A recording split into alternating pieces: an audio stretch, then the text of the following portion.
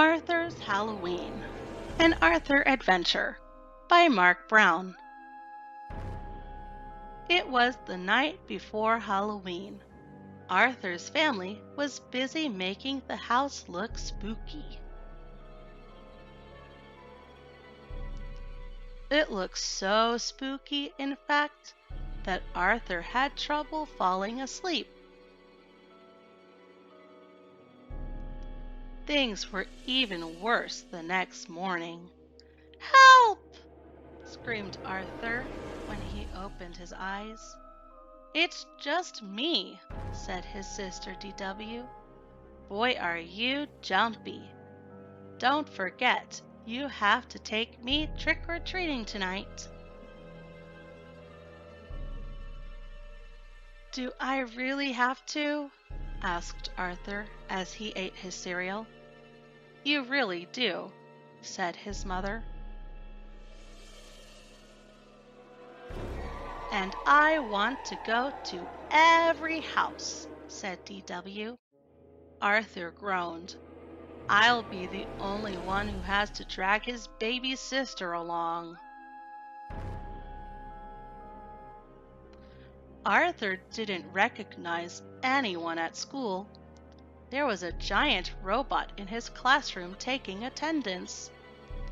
"You sound just like my teacher, Mr. Marco," said Arthur.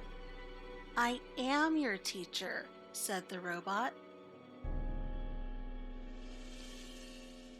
The only one Arthur recognized was the brain.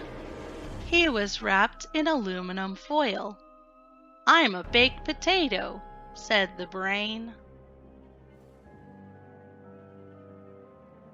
Francine passed out special morning snacks. "Eat these," she said. "They're bat-wing brownies and vampire blood."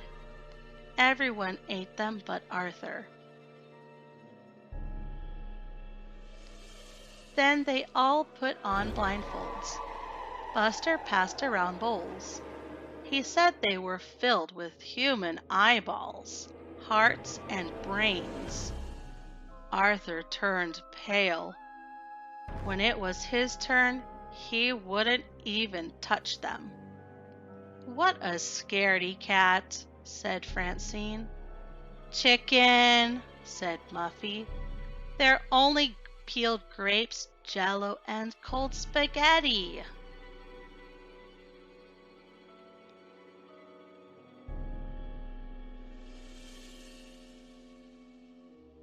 "And don't go to the big house on the corner," said Buster. "That's the witch's house. My brother saw someone go in there last Halloween, and he never came out." Arthur tried not to look afraid.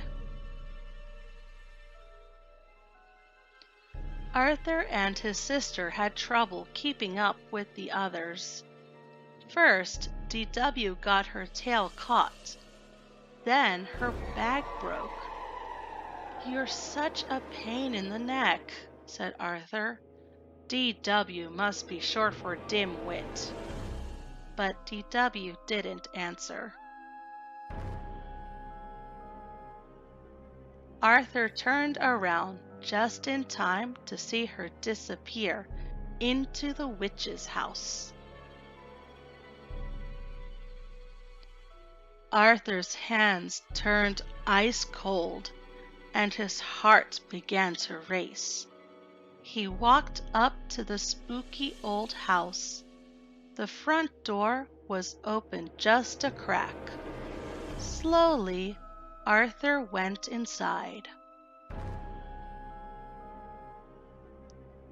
"Look!" cried Buster. "Arthur just went into the witch's house."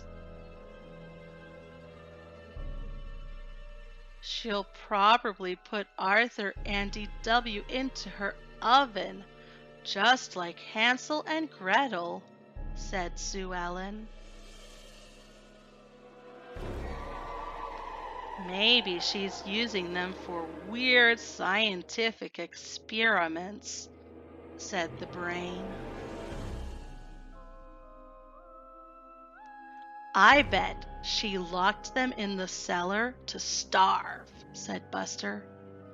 Maybe we should follow him, said Francine. Maybe we should call the police, said Muffy. Everyone was too scared to move. Inside the house, it was very cold. Arthur thought he saw ghosts all around him. He walked down a long, dark hall. At the end, he saw a light under a door.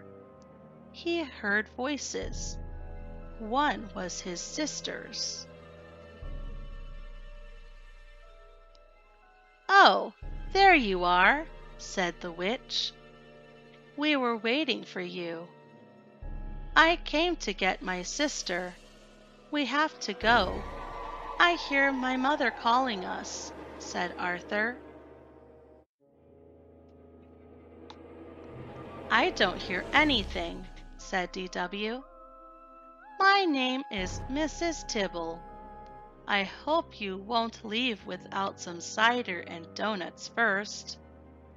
"They're chocolate, your favorite," said DW.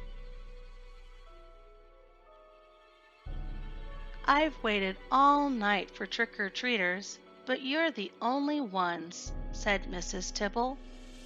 "Years ago, our doorbell never stopped ringing." "Maybe it's broken like the windows," said DW. Mrs. Tibble nodded. "It is harder for me to keep up with this big place these days." "Maybe if we help you fix up your yard, the place won't look so spooky," said Arthur. Arthur finished his donut as Mrs. Tibble opened the door and turned on the porch light. She gave Arthur and DW a big hug. "See you Saturday to rake leaves," said Arthur.